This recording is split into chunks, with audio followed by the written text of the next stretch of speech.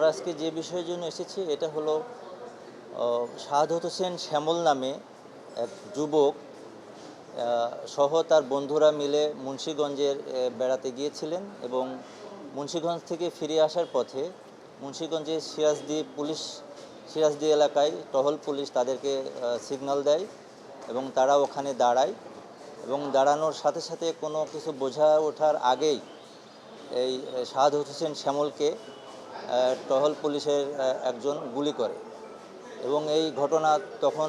পরবর্তীতে আমাদের যে প্রিন্ট মিডিয়া ইলেকট্রনিক্স মিডিয়ায় এসেছে এবং আমরা এই প্রিন্ট মিডিয়া এবং ইলেকট্রনিক্স মিডিয়ার এই পেপার কাটিংগুলো বা এই নিউজগুলো আমরা সংগ্রহ করি। পাশাপাশি আইন ও সালিশ কেন্দ্রের পক্ষ থেকে এইটার একটা তথ্য অনুসন্ধান করা হয় এবং আমরা সেই তথ্য অনুসন্ধান যে রিপোর্ট সেটা সহ আমাদের যে ইলেকট্রনিক্স মিডিয়ার যে রিপোর্ট আছে সেইগুলো সংযুক্ত করেই আমরা একটা রিট ফাইল করি এবং রিট ফাইল করার আগেও আমরা এই ঘটনাটা জাতীয় মানবাধিকার কমিশনকে আমরা জানিয়েছিলাম। তারাও তাদের নিজস্ব যে ক্যাপাসিটি আছে সেই ক্যাপাসিটি দিয়ে তদন্ত করেছে এবং আমরা এই রিট ফাইল করার পরে আমরা আজকে সহ গত 2 দিন আমরা এইটার হিয়ারিং করেছি এবং এই রিটটা একটা টিম হিসেবে আমরা যারা আছি সবাই ফাইল করেছে। আমাদের বন্ধু আমাদের ডক্টর সৈয়দা নাসরিন আপা সহ আমি মোহাম্মদ শাহিনুজ্জামান সহ আমরা যারা আছি সবাই এইটার উপরে কাজ করেছি এবং দীর্ঘ শুনানির বিজয় 14 নম্বর কোর্ট অনারেবল জাস্টিস মিস্টার খিজির আহমেদ চৌধুরী এবং অনারেবল জাস্টিস মিস্টার জিয়াউল হক মহোদয়ের বেঞ্চ আজকে আদেশ দিয়েছেন এবং পাশাপাশি রুল জারি করেছেন এবং পাশাপাশি এই ভিকটিমকে 5 লক্ষ টাকার ক্ষতিপূরণ কেন দেওয়া হবে না সেটাও জানতে চেয়েছেন। আর ইনিশিয়ালি 30 দিনের মধ্যে 2 লক্ষ টাকা ভিকটিমকে দেওয়ার জন্য অনারেবল কোর্ট রুল আমরা 5 কোটি টাকার আমরা দেওয়া হবে না, হ্যাঁ 2 লাখ টাকা ইনিশিয়ালি দেওয়ার জন্য দিয়েছেন আর কি।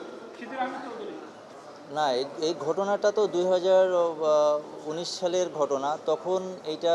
বিভিন্নভাবে আমরা চেষ্টা করেছি যাতে এই পুলিশ সদস্যদের বিরুদ্ধে আইনগতভাবে পদক্ষেপ নেওয়া হয় এবং এই জন্য আমরা বিভিন্ন দপ্তরে আমরা চিঠি দিয়েছি। পাশাপাশি আমরা জাতীয় মানবাধিকার কমিশনে আমরা এই ঘটনার যেন সুষ্ঠু বিচার এবং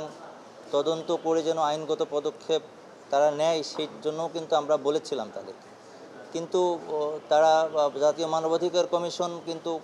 এই ঘটনার প্রাথমিক একটা সত্যতা পেয়েছে এবং এটা পাওয়ার পরেই প্রাথমিকভাবে তারাও কিন্তু একটা সরকারের প্রতি একটা আদেশ দিয়েছিল যে যেন এই ভিকটিমকে 2 লক্ষ টাকার দেওয়া হয়। কিন্তু পরবর্তীতে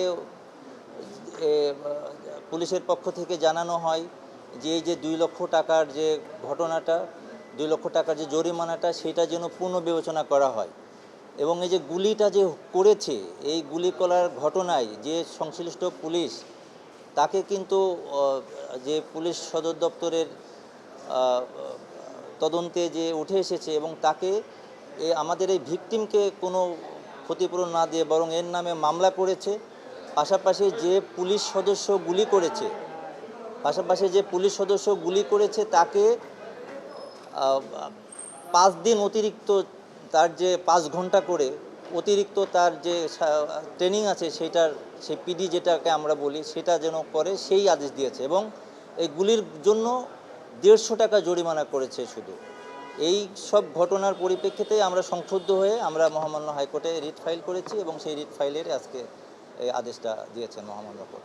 এটা আমার জানা মতে এটাই আমার মনে হয় প্রথম। এটা আমার জানা নাই যে সরাসরি সরকারকে যে 2 লক্ষ টাকার যে একটা ইনিশিয়ালি দেওয়ার জন্য এটা আমার